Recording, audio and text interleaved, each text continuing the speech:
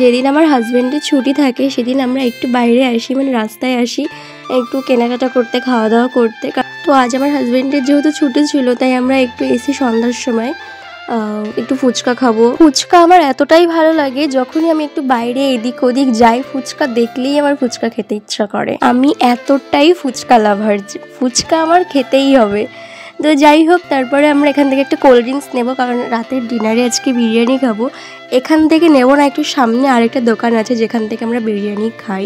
আমরা এত কিছু খাওয়া দাওয়া করবো, আমার গোপু সোনা কেন খাবে না? তাই গোপু সোনার জন্য এখানে নতুন কিছু মিষ্টি দেখতে পেলাম, সেই মিষ্টিগুলো নিয়ে যাবো। যেরকম এটা একটা, তারপরে আরও একটা ছিল ওইদিকে।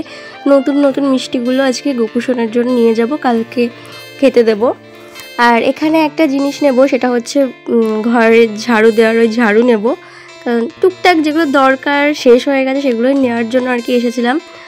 তারপরে এই যে আমরা এখন বাড়ি ফিরছি, বাড়ি ফিরে এসে ফুচকা মুচকা সব সাজিয়ে নিয়েছি, কখন আমার পেটে ঢুকবে। তোমরা আবার কেউ লোভ দিও না, আমি ভাবছি একদিন আমরা ফুচকা চ্যালেঞ্জ করব। কি তোমরা কি দেখতে চাও?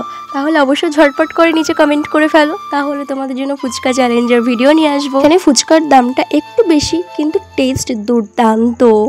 সাথে আমার বর চপও নিয়ে এসেছিলো। আমি ফুচকা চপ টপ খেয়ে ঘুমিয়ে পড়েছি। রাতের ডিনার করার সময় বিরিয়ানি খেতে যে আমার এত ঘুম পাচ্ছে, দিয়ে আমি ভাবছি একটু ক্লিপ নিয়ে রাখি। চলো আজকের মতো এতটুকু। ভিডিও ভালো লাগলে লাইক কমেন্ট করে দিও।